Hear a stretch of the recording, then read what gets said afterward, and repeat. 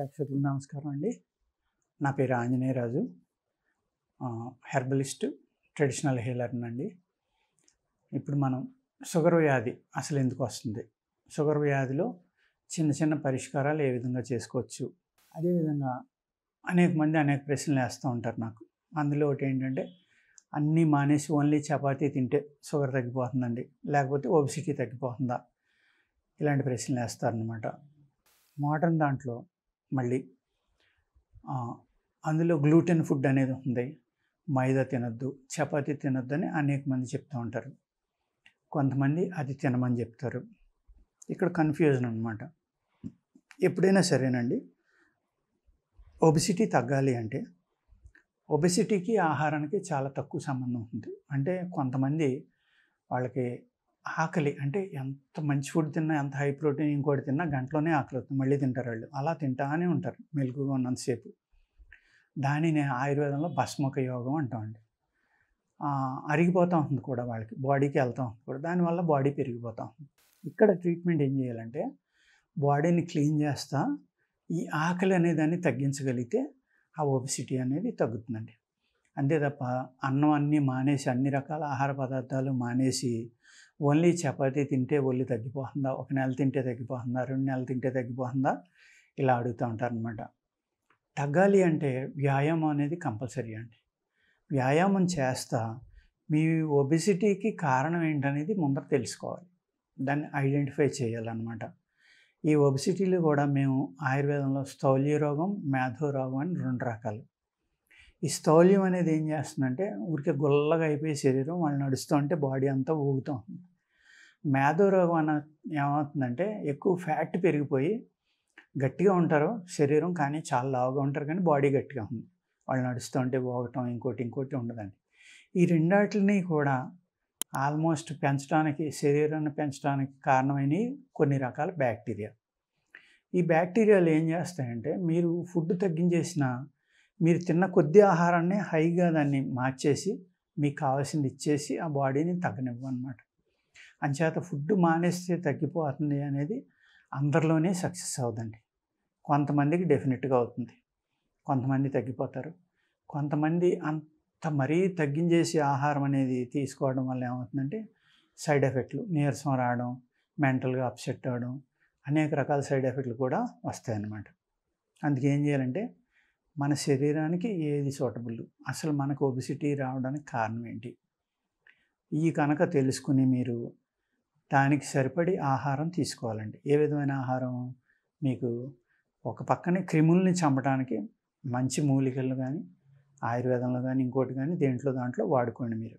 ఏదైతే మీ బాడీ పెరగడానికి కారణమైన బ్యాక్టీరియా ఉందో ఆ బ్యాక్టీరియాని చంపడానికి మీరు నూనెలు మసాజ్ చేసుకోవడం, లోపల అనేక రకాలైన ప్రక్రియలు చేసుకుని లోపల ఉన్న పురుగుని చంపుతా, ఆ చనిపోవడం వల్ల ఫామ్ అయిన విషాలు ఏవైతే ఉంటాయో వాటిని మళ్ళీ విరేచన కర్మ ద్వారా బయటికి పంపటం, మసాజులు, అనేక రకాల ఆయిల్స్ ఉంటాయండి, అనేక రకాల మూలికలు ఉంటాయి.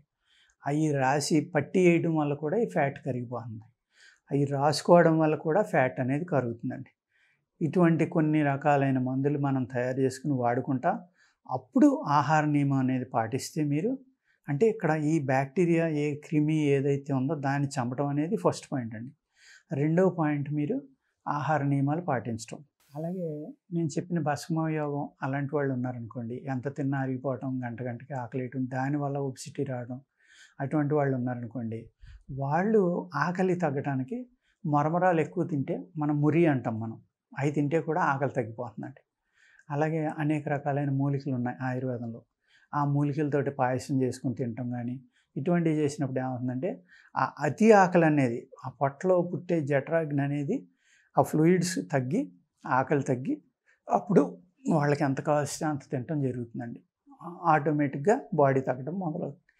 ఇంకొక ముఖ్య విషయం ఏంటంటే, ఒబెసిటీ తగ్గాలి అంటే మీరు మిరకిల్స్ జరిగిపోయి వారంలో ఎంత తగ్గుతాం, నెలలో ఎంత తగ్గుతాం అని అటువంటి వాటికి వెళ్ళినప్పుడు ఏమవుతుందంటే చాలా సైడ్ ఎఫెక్ట్లు వస్తాయండి.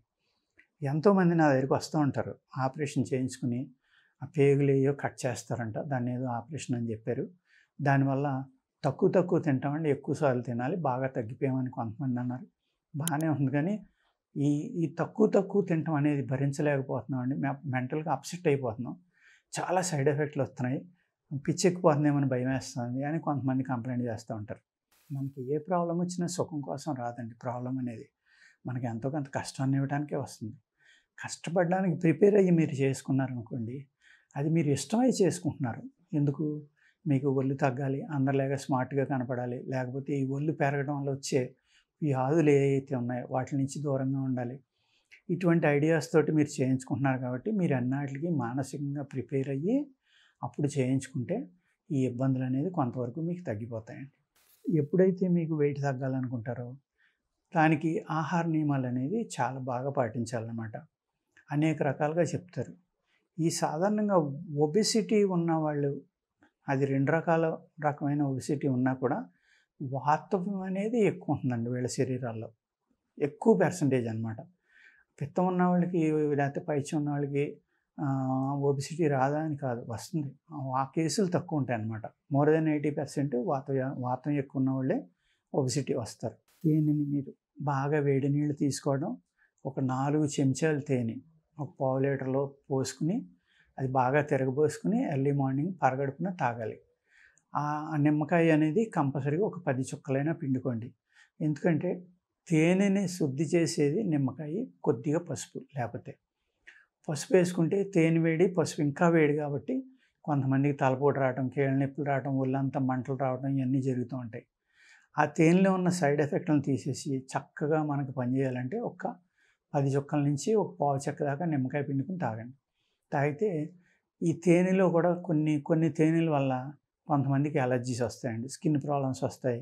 లేకపోతే స్వెల్లింగ్ అయిపోతుంది బాడీ అంతా. ఈ సైడ్ ఎఫెక్ట్‌లు వస్తాయన్నమాట. ఆ సైడ్ ఎఫెక్ట్‌లు రాకుండా ఉండాలి, తేనె అమృతంలాగా మనకు పనిచేయాలి అంటే తప్పనిసరిగా నిమ్మకాయ కలుపుకోవడం మంచిదండి. నిమ్మకాయ చలవ ప్లస్ హైయెస్ట్ విటమిన్ సి ఉంటుంది కాబట్టి ఆ విటమిన్ సి అనేది ఈ తేనెతోటి పాటు మన బాడీలోకి వెళ్ళినప్పుడు ఆ విటమిన్ సి అనేది ఉండడం వల్ల సపోర్టివ్‌గా తేనెలో ఉన్న మినరల్స్ కూడా చాలా తొందరగా బాడీకి వెళ్తాయండి. తేనె అనేది ఆయుర్వేదంలో క్యారియర్ కింద కూడా వాడతాం మేము. అంటే చాలా తొందరగా ఆ మందు యొక్క లక్షణాలని శరీరం అంతా వ్యాపింపచేసేలాగా ఈ తేనె అనేది సపోర్ట్‌గా మనకు పనిచేస్తుందన్నమాట. అట్ ద సేమ్ టైమ్ వేడి నీళ్ళతోటి మీరు తాగడం వల్ల భోజనానికి తినడానికి ఒక గంట ముందర తాగండి ఇది. మళ్ళీ తాగాక మేము టీ తాగొచ్చా, కాఫీ తాగొచ్చా అని అడగొద్దు. ఏమీ తాగకూడదు. మీరు టిఫిన్ చేసే లోపల ఆ టీ, కాఫీ కింద వేడివేడిగా ఇదే తాగండి. తాగి భోజనం కూడా మీరు ఎక్కువ కార్బోహైడ్రేట్స్ ఉన్నాయి కాకుండా కాస్త సాత్విక ఆహారం, ఫ్రూట్స్ కూడా తీసుకుంటే మీకు తొందరగా ఒబెసిటీ తగ్గడానికి ఆస్కారం ఉంటుందండి. అదేవిధంగా శనగలు, పచ్చి శనగలు ఉంటాయి కదండీ! అవి చక్కగా నానబెట్టుకుని స్ప్రౌట్స్ అలవాటు ఉన్నవాళ్ళు శనగల స్ప్రౌట్స్ తినండి. పచ్చివి తినొద్దండి. అవి కూడా నానబెట్టిన తర్వాత మొక్క కట్టుకుని మొక్కొచ్చాక కొద్దిగా నెయ్యి వేసుకుని వేపించుకుని దానికి ఉప్పు, కారం ఇలాంటివి మీకు అలవాటు ఉంటే అవి వేసుకుని మీరు తీసుకోండి. లేదు శనగలని పిండి కింద ఆడించుకుని పచ్చి శనగలని శనగపప్పు కానీ అందులో అర్ధభాగం మన ఏదండి బార్లీ కలుపుకొని, లేకపోతే బార్లీ మీ శరీరం అతి వేడి అప్పుడు ఏం చేస్తారంటే బార్లీని ఒక భాగం, శనగపప్పు అర్ధభాగం తీసుకోండి. తీసుకుని వాటిని జాగ్రత్తగా పిండి కింద ఆడించుకుని వాటిలో బాగా అరిగిపోవడానికి వాము లాంటివి, జీలకర్ర లాంటివి, లేకపోతే కాస్త పెప్పరు, సాల్ట్ ఇలాంటివి కలుపుకొని దాంతోటే దోశ, చపాతీ ఇలాంటివి వేసుకోండి. అదే ఆహారాన్ని కనుక 2 పూట్ల మీరు తినగలిగితే కానీ దాన్ని నెయ్యితోటే కాల్చుకోవాలండి.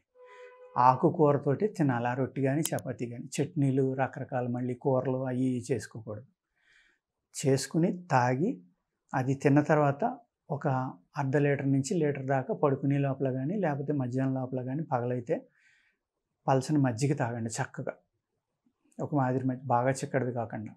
ఈ విధంగా కనుక మీరు ఫాలో అయితే షుగర్ వ్యాధి అనేది కంట్రోల్ అవ్వడానికి ఒక అద్భుతమైన ఫార్ములా అండి ఇది. దీన్ని మీరు కనుక ఫాలో అయితే రైస్ మ్యాక్సిమం తగ్గించేయండి. తగ్గించేసి ఇది కనుక తీసుకుంటే పాటించడం చాలా కష్టంగా ఉంది. చెప్పడం చాలా ఈజీగా ఉంది. కానీ మీరు మీ వ్యాధి నుంచి బయటపడాలి అంటే ఈ విధమైన ఆహారం తీసుకుంటే శనగల్లో హై ప్రోటీన్ ఉంటుందండి, బార్లీలో ఉంటుంది. అట్ ద సేమ్ టైం ఈ శనగలనేవి వేడి చేయకుండా బార్లీ కాపాడుతుంది. బార్లీ అతి చలవ చేసి మళ్ళీ చలవ శరీరాలకు ఇబ్బంది లేకుండా శనగలు కాపాడుతాయండి. శనగల లక్షణం వేడి చేయటం, బార్లీ లక్షణం చలవ చేయటం. ఈ 2 కాంబినేషన్లో మనం చేస్తున్నాం కాబట్టి ప్రాబ్లం లేకుండా సమానంగా కలుపుకుని వేసుకోండి. లేదు మీ శరీర తత్వాన్ని బట్టి మీరు వాత శరీరులు అయితే శనగపప్పు 1 కిలో, 1/2 కిలో బార్లీ తీసుకోండి. మీరు ఉష్ణ శరీరులు విపరీతమైన వేడి ఉంది, అప్పుడు బార్లీ 1 కిలో, 1/2 కిలో ఇది తీసుకోండి. చక్కగా లైట్గా వేపించుకుని పౌడర్ చేసుకోండి. దీనిని ఆహారంగా తీసుకుంటా మీరు స్వీట్స్ ఇటువంటివి తగ్గిస్తా పిండి పదార్థాలు ఎక్కువగా ఉన్న ఆహార పదార్థాలు అంటే సపోజ్ యాపిల్ లేకపోతే దుంపల కూరలు ఇలాంటివి. మళ్ళీ చిలకడ దుంప చాలా మంచిదండి. షుగర్ వ్యాధి ఉన్న వాళ్ళకి చిలకడ దుంప స్వీట్ పొటాటో అంటాం కదా, దాని పౌడర్ అది కూడా చాలా బాగా పనిచేస్తుంది. అందులో సుక్రోజ్ ఉంటుంది, కొంచెం ఉన్నా పర్వాలేదు. అతి తీపిగా ఉన్నది కాకుండా యావరేజ్ది. అందులో ఆ చిలకడ దుంపలో రత్నపురి గడ్డ అంటారు మనకి ఇక్కడ, ఎరుపు రకం కూడా ఉంటుందండి. అది ఇంకా చక్కగా పనిచేస్తుంది. కానీ దాన్ని పుచ్చులు ఏమీ లేకుండా చూసుకుని మంచి ఫ్రెష్గా ఉన్న దుంపలు తీసుకుని చక్కగా కడిగి చక్రాలు కోసి ఎండబెట్టండి. తొక్క తీయొద్దు, తొక్కతోటి సహా ఎండబెట్టి మీరు తీసుకుంటే మంచి ఫైబర్ ఉంటుంది, చక్కగా ఉపయోగపడుతుంది, బలం ఇస్తుంది, అనేక రకాల ప్రోటీన్స్ ఉంటాయి అందులో. మీరు తీపి తక్కువ ఉన్న దుంపలను సెలెక్ట్ చేసుకుంటే బాగుంటుందండి ఇందులో. అలాగే అదేవిధంగా కేరళలో ఒక ఆయన పచ్చి పనసకాయ నుంచి పౌడర్లు చేస్తున్నాడు ఆయన. దానివల్ల కూడా షుగర్ అద్భుతంగా తగ్గుతుందని అనేక మంది నాకు చెప్తున్నారు. నేను కొన్ని వీడియోలు కూడా చూశాను. మీరు గూగుల్ అందరికీ చిరపరిచితం కాబట్టి ఎవరైనా సరే దీని యొక్క ఉపయోగం ఏంటని కొడితే ఆ వీడియోస్ అన్నీ వస్తాయి, అవన్నీ చూడండి. ఇది నా సొంతంగా నేనేదో కనిపెట్టింది నేను చెప్పేది కాదండి. అనేక రకాలైన అద్భుతమైన ఆయుర్వేద గ్రంథాల్లో ఉన్నది నేను చదవటం, దాన్ని ఫాలో అయ్యి మీకు చెప్తున్నాను తప్ప ఇది నేనేదో సొంతంగా కనిపెట్టి ఇది వాడుకోండి తగ్గిపోతుంది, ఇది వాడుకోండి తగ్గిపోతుందని నేను చెప్పడం కాదండి. మీకు అర్థమైంది కదా. షుగర్ని తగ్గించుకోవాలంటే ఏ విధమైన ఆహారం తీసుకోవాలి, వ్యాయామం అనేది కూడా ఇక్కడ చాలా ఇంపార్టెంట్ అండి. కొంతమందికి బాగా ఎక్కువ ఉంది, కంట్రోల్ అవ్వట్లేదు. చక్కగా ఒక చిన్న కాకరకాయ ముక్క తీసుకోండి, ఒక 40 గ్రాములు. దాన్ని మిక్సీలో కొట్టేయండి, గుడ్డలో వేసి పిండుకోండి. ఆ రసం తాగేసి మీరు పచ్చగడ్డి మీద జోళ్ళు బూట్లు లేకుండా గబగబా నడవకుండా ప్రశాంతంగా కనుక నడిస్తే ఒక అరగంట నుంచి గంట వాకింగ్ చేస్తే షుగర్ చాలా కంట్రోల్ అవుతుందండి. ఈ విధమైనవి వాడుకుని మీరు షుగర్ నుంచి బయటపడవచ్చు. ఇంకోటి ఏంటంటే మీరు మెంతులు కూడా చాలా చక్కగా పనిచేస్తాయి. ఆ మెంతులు చాలామంది తెలియక ఆ మెంతులు నానబెట్టుకుని నవిలి తింటూ ఉంటారు. నవలొద్దండి దయచేసి. శుభ్రంగా కడుక్కుని నానబెట్టుకుని ఏం చేస్తారంటే ఆ మెంతులు అనేది నానబెట్టిన తర్వాత ఆ గ్లాసులో ఉండగానే గిరగిరా తిప్పి మెంతులతో సహా మింగేయండి. మింగేస్తే అప్పుడు అవి స్లోగా మీ బాడీలో వర్క్ చేస్తాయి అన్నమాట.